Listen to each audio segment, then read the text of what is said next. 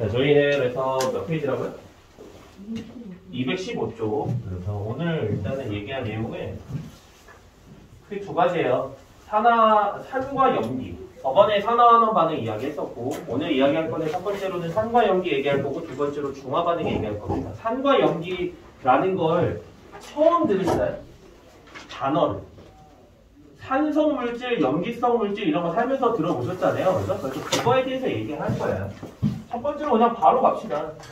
산이라고 하는 거. 그러면은 과학에서 말하고 있는 산이라고 하는 건 뭐냐 하기 전에 산성 물질 우리 주변에 뭐 있습니까? 산성 물질 알고 있는 거 뭐 있어요? 콜라 좋습니다. 다시 꿀벌침? 너무 지역적이야. 하여간 뭐 그런 거 뭐 레몬, 뭐 염소, 뭐 식초 이런 것들 이제 산성이라고 알고 계시잖아요. 그럼 걔네들 이제 과학에서 우리가 얘기하는 산이라고 하는 건 뭐냐? 산의 정의는 일단 두 가지가 중요합니다. 첫 번째 수용액에서, 두 번째 H 플러스를 내놔야 돼요. H 플러스를 내놓는 물질. 그것을 산이라고 합니다. 그러니까 기준은 중요한 건 두 개야. 첫 번째 수용액에서. 수용액이 뭡니까? 물에 녹았을 때. 물에 일단 녹아야 돼. 물에 녹아야지 이제 산이라고 할 수 있고요. 그 다음에 두 번째 H 플러스 수소 이온을 내놓는 녀석들. 그러면 물에 안 녹고 수소 이온 내놓으면요, 그거 산 아니에요. 물론 이것도 막 그런 분들이 있어. 산과 염기 어떤 그 정의를 확장시킬 수도 있지 않냐. 근데 통합과학은 우리가 그 얘기를 안 할 거니까 그냥 우리가 배우는 통합과학 내용에선 물에 안 녹아? 그럼 산 아니야. 두 번째, 수소이온 안 내놔. 그럼 물에는 녹는데 H 플러스 내놓지 않으면요? 그것도 산이 아닌 거죠. 간단하게 그냥 두 가지 조건을 만족해야지만 산이라고 할 수 있다. 예를 들면 이런 겁니다. 대표적인 산, HCl 쓸 수 있고요. HCl의 이름은 염산이에요. 염화수소라고 할 수도 있고 염산이라고도 할 수 있는데 나누는 기준은 보통 기체일 때는 염화수소라고 하고요. 그 다음에 물에 녹았을 때는 염산이라고 해요. 하여간 얘를 비커에 넣어. 물에 넣어. 얘를 물에 넣으면 얘가 H 플러스랑 Cl 마이너스로 나뉘는겨. 그럼 얘 H 플러스를 내놨네? 맞나요? 이제 산소 물질이에요. 반응식으로 한번 이제 그냥 간단하게 써보자면 이런 거겠죠. HCl을 H 플러스랑 Cl 마이너스로 HCl이 나뉘었다. 자, 이렇게 물에 들어가든 안 들어가든 하여간 양이온과 음이온으로 나눠지는 이런 현상을 뭐라고 하죠? 세 글자.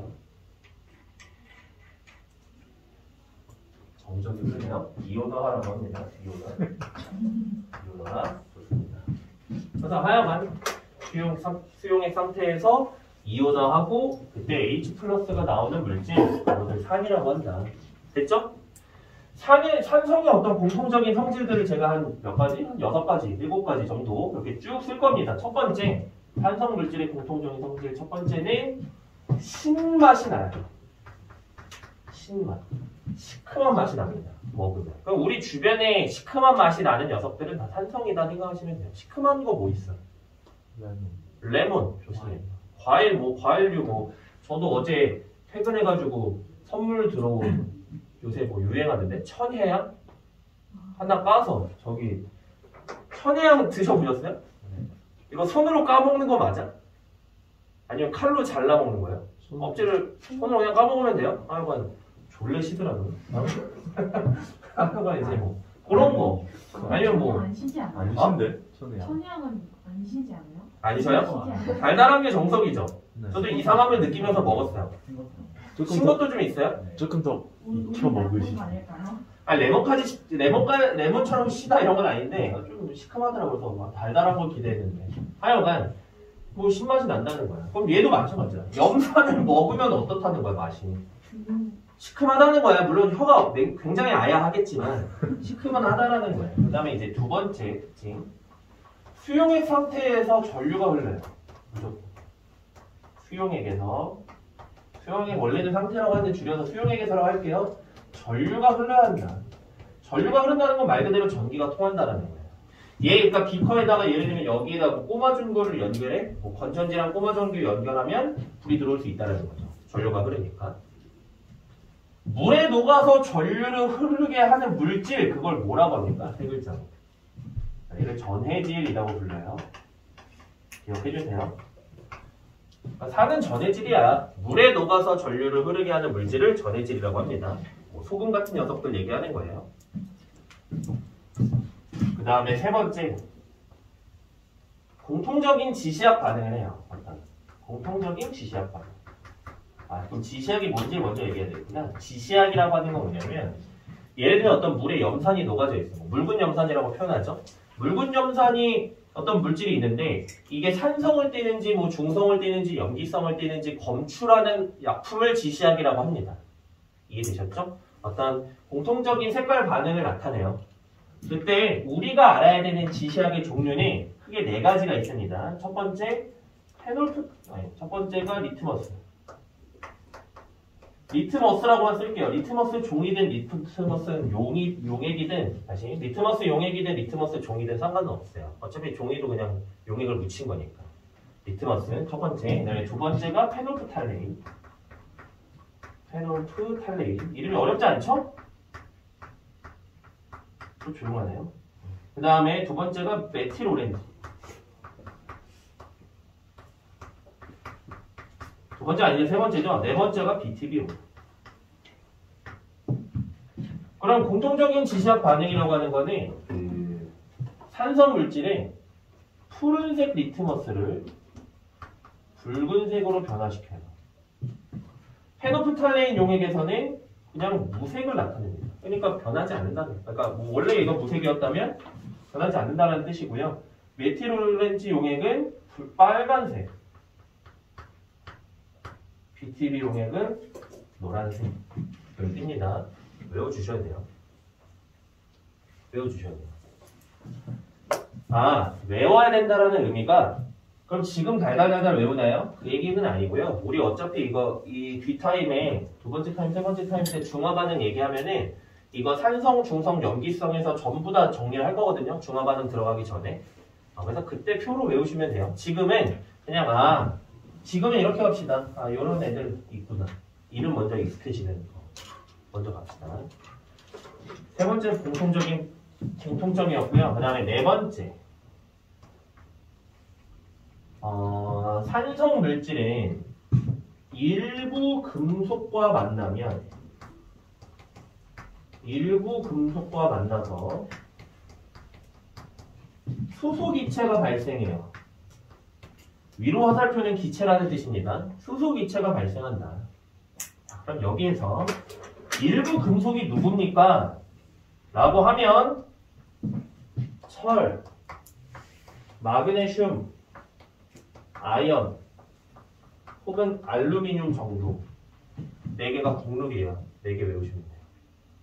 철, 마그네슘, 아연까지가 보통 국룰. 뭐 알루미늄 굳이 하자면 보통 알루미늄은 잘 얘기를 안 하지만 한 요 정도까지 얘기하는 게 국룰이고, 왜 그런지는 저번에 제가 그 금속의 반응성 한번 설명을 했잖아요. 그거와 관련해서 다시 이야기는 할게요. 근데 약간 얘네 세 마리다라고만 기억하셔도 돼.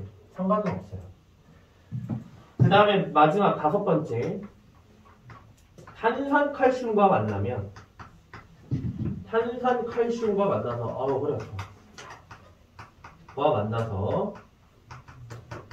CO2 기체가 발생해요. 뭔지 설명하기 전에 그러니까 얘는 일단은 좀 짜증나네요. 왜냐면은 기체 발생하는 경우가 두 가지네. 상황에 따라서 탄산칼슘과 만났느냐 아니면은 일부 금속과 만났느냐에 따라서 기체의 종류가 달라지네요. 반응하는 기체의 종류가. 그거 가지고 좀 문제 나올 확률이 높겠죠. 탄산칼슘이라고 하는 건 일단 화학식으로 쓰면은 CaCO3예요. 그럼 도대체 우리 주변에 있는 애들 뭐 있냐면은 뭐 계란 껍데기, 조개 껍데기, 뭐 아니면은 석회암, 뭐 그런 것들, 석회암, 뭐 시멘트 이런 것도 이제 탄산칼슘이죠. CO가 발생한다.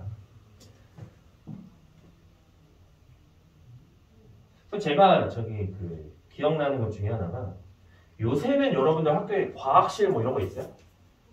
그 바닥이 무슨 바닥이에요? 나무 바닥이야? 시멘트 바닥이야? 대리. 대리석이야? 과학실 바닥에 대리석이야? 너무 잘 살아. 어? 네. 뭐 뭔지 모르게 딱딱한 거야. 바닥은 딱딱해야지 말랑말랑하면 안 되지.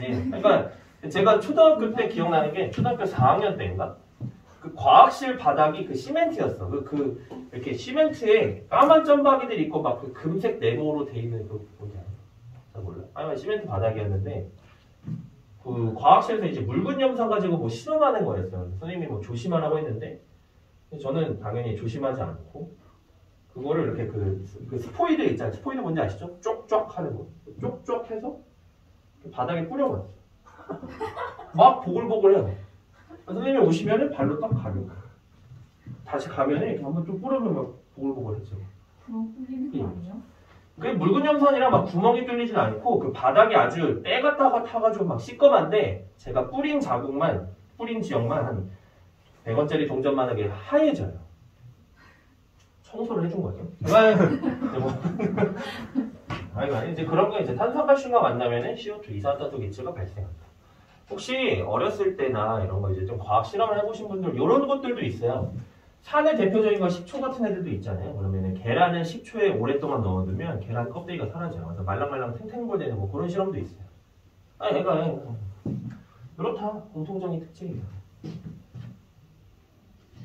이거 아까 나왔었던 거 조금 연관지어서 말씀을 한번 먼저 드리자면 그럼 CO2가 나오는지 H2가 나오는지 우리가 어떻게 알아요? 무슨 의미냐면 H2 기체든 CO2 기체든 둘 다 무색투명하잖아.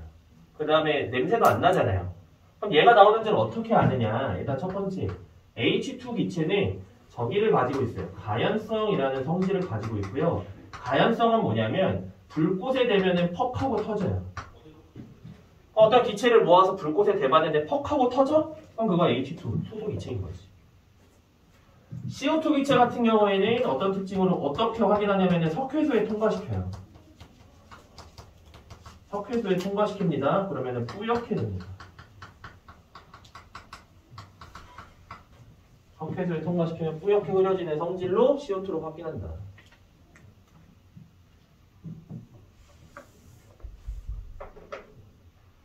쭉 더 하고 잠깐 쉽시다. 산까지는 하고 싶어요. 산까지. 뭐 이런 성질을 가져요. 그럼 이제 산의 종류들을 좀 이제 쭉 제가 나열을 해야 되겠죠. 산의 대표적인 녀석들. 우리가 외워야 되는 대표적인 산성 물질은 5가지. 반응식까지 포함해서 이제 5가지 외우시면 되겠고 대표적인 게 첫 번째 HCl 염산이고요. 그 다음에 HNO3 질산, 그 다음에 H2SO4 황산, 외워야 돼? 이름까지 다. 그 다음에 H2CO3 탄산, 교재에는 조금 더 나와 있을 거예요. 근데 전 5가지만. 그래서 CH3COOH 아세트산. 그럼 얘네들이 이제 뭐 수용액 상태에서 이온화 하겠죠? HCl은 뭐랑 뭐로 나눠질까? 당연한 얘기야. H 플러스랑 Cl 마이너스로 나눠지겠지. HNO3는 H 플러스랑 NO3 마이너스로 나눠지겠죠. 이해되시죠? H2SO4는 H 플러스 2개랑 SO4 E-로 나눠질 건데 잠깐만요. 이해되고 있는 거 맞아? 놓치면 얘기하셔야 돼요. 당연한 얘기인 것처럼 제가 말하고는 있지만 H2CO3 그럼 얘도 마찬가지. H 플러스 2개랑 CO3 E- 하나.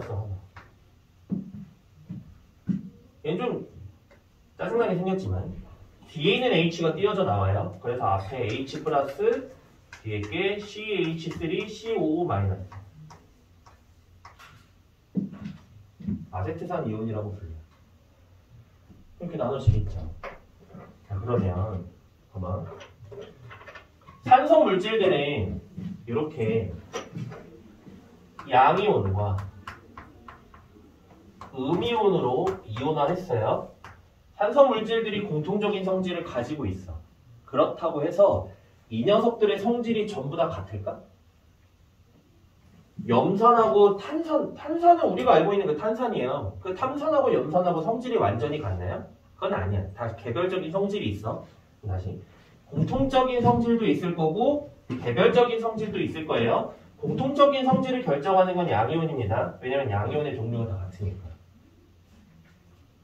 이해되시죠? 개별적인 성질을 결정하는 건 음이온입니다. 왜? 음이온의 종류가 다 다르니까. 그러니까 양이온에 의해서 산 같은 경우에는 공통적인 성질이 결정이 되고요. 된 거고요. 산성이라고 하는. 그 다음에 음이온의 종류에 따라서 어떤 개별적인 성질이 결정이 되는 겁니다. 이거 얘기를 안 하면 문제에서 나왔을 때 뭐 음이온에 의해서 양이온에 의해서 공통적인 성질이 결정된다 이런 얘기 나왔을 때 고르시질 못하더라고요. 못하는 분들이 있더라고요. 학생들 중에서. 안타깝게도. 그래서 말씀을 드렸고요. 요 얘기까지도 할까요?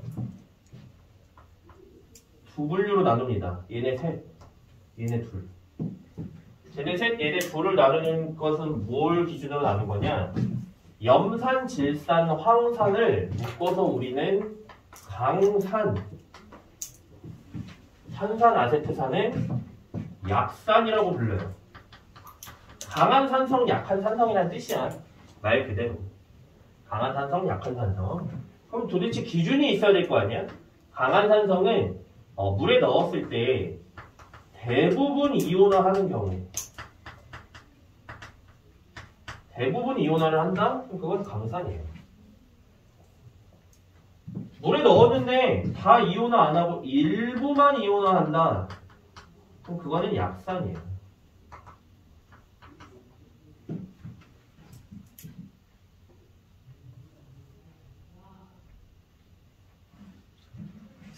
실제로는 숫자가 많이 다르지만 그냥 이해를 도우려고 그냥 편한 숫자를 넣어서 설명하자면 실제로는 많이 다릅니다. 숫자가. 복잡한 숫자가 있지만 그냥 편하게 얘기하자면 염산을 만약에 물에다 100개 넣었어. 그럼 그냥 99개 이온화하는 거야.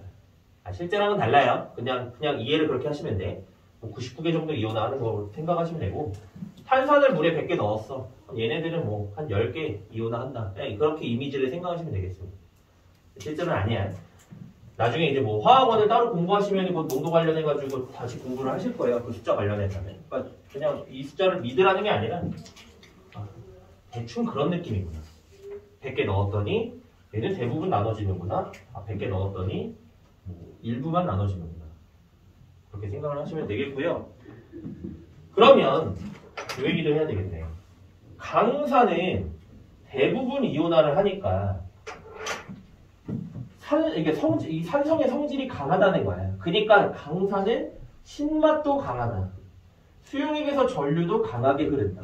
신맛이 강한 거 그냥 먹어보면 되는 거고. 그치? 왜냐면 수용액에서 신맛이 강한 거 예를 들면 과일 중에서도 더 산미가 강한 애가 있고 약한 애가 있잖아요. 그럼 산미가 더 강한 애가 산성이 더 강한 거지. 그렇게 생각하시면 되겠고. 전류가 더 강하게 흐른다는 거는 예를 들어서 비커에다가 내가 꼬마 전구를 연결했다. 라고 한다면 비커에다가 예를 들어서 이렇게 꼬마 전구를 연결했어요. 뭐 건전지도 있어야 되지만 그냥 생략할게요. 연결하면 불이 들어올 텐데 강산 같은 경우에는 불이 아주 반짝반짝 강하게 들어오는 거죠. 전류가 세게 흐르니까. 얘 같은 경우에는 약하게 흐르니까 불이 저기 뭐 희미하게 들어오겠지. 그런 느낌. 지시약 반응을 했을 때에도 어떤 색깔 변화가 더 강하게 나타날 거고요. 일부 금속과 만났을 때 수소기체 발생하는 양이 더 많을 거야. 탄산칼슘과 만났을 때는 이산탄소 발생하는 양이 많을 거야. 강산 같은 경우에는 전부 다 그냥 강하다 이렇게 생각하시면 되겠습니다. 아셨죠? 마지막 요거까지 하고 잠깐 쉽시다. 얘네들의 이제 개별적인 성질이 있어요. 염산의 개별적인 성질? 딱히 뭐 얘기할 건 없는데 굳이 찝어서 성질이라고 하긴 좀 그렇지만 문제에 나올 만한 대표적인 예시가 뭐가 있냐면 HCl 염화수소는 NH3 암모니아와 기체와 만나서 NH4Cl이라고 하는 염화 암모늄 이름은 모르셔도 되고요. 그냥 흰 연기가 된다 라는 것만 그냥 굳이 얘기할 만한 게 없어. 교과 내용 상에서도 딱히 염산의 어떤 특징들을. 그래서 학교에서도 요거를 알려주시는 경우가 있고 안 알려주시는 경우가 있는데 아마 우리 교재에서는 소개가 돼 있을 거로 제가 기억은 하거든요. 그죠? 교재에서는 소개가 돼 있습니다. 그래서 그냥 저도 한번 반응식을 굳이 적었고요. 엄청 중요한 내용이냐? 이 산과 연계에 지금 연관된, 직접적으로 연관된 내용이냐? 엄밀하면 아니에요. 그래서 뭐 크게 강조는 안 하고. 두 번째, 산 말고, 염산 말고. 질산 같은 경우에는 어떤 특징이 있냐면은 얘가 이제 저기 햇빛과 만나면은 분해가 된대요. 스스로 분해된대요. 진짜 죄송한데 어떤 과정으로 분해되는지 저도 몰라요. 딱 전공이 아니라서. 그냥 분해가 된대. 햇빛과 만나면. 근데 얘를 갈색병에 보관한다. 보관해요. 저 얘기할 게 없어. 황산이 얘기할 게 좀 많아요. 황산은. 일단 첫 번째로 황산은 어떤 특성을 가지고 있냐면은 얘는 탈수성을 가지고 있습니다. 우리 아실 것 같은데 탈수가 뭐예요? 물을 뭔가 하여간 빼내는, 물을 뭔가 그렇죠? 그런 것들. 탈수성. 그러니까 물을 이제 황산 같은 경우에는 물을 흡수하는 성질이 있어요. 그래서 얘 같은 경우에는 탈수성에 대해서 설명할 만한 건 뭐 있냐면 설탕과 이제 그래서 황산이 만나면 설탕이 까맣게 변합니다. 엄청 까맣게. 갑자기 뭔 소리냐라고 하실 수 있지만 이거 제가 예전에 비스무리한 거 얘기한 거 뭐있냐면 설탕은 탄수화물 맞아요? 아니요? 탄수화물이잖아. 탄수화물이 뭐라고 제가 얘기했었냐면 탄수화물은 탄소랑 물 만나는 게 탄수화물이라고 했거든요. 그럼 설탕에서 물을 빼. 그럼 탄소만 남아. 까맣게 돼요. 그렇게 이해하시면 돼요. 그렇게. 머릿속에 하여간 까맣게 됩니다. 자, 제일 중요한 건 이 다음입니다. 뭐가 중요하냐. 황산은 진한 황산과 묽은 황산으로 나뉘거든요. 진한 황산은 말 그대로 진한 거고 묽은 황산은 물에 탄 거예요. 진한 황산은 산이 아니에요. 묽은 황산은 산이 맞아요. 뭐 개소리냐. 진한 거랑 묽은 것 중에 왜 진한 게 산이 아니냐.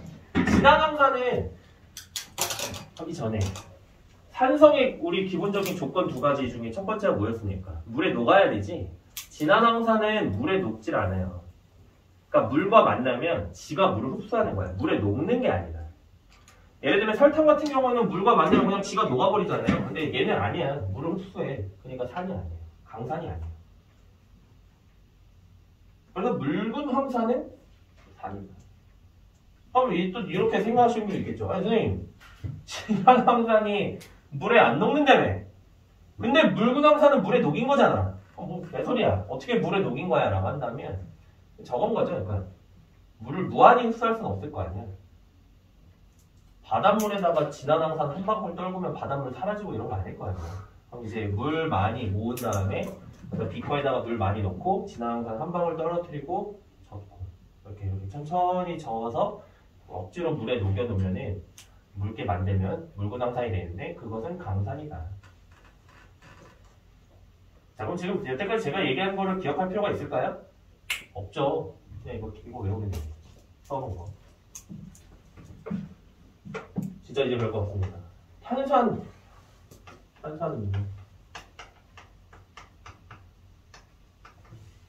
아세트산 식초에 신맛 나는 게 아닙니다.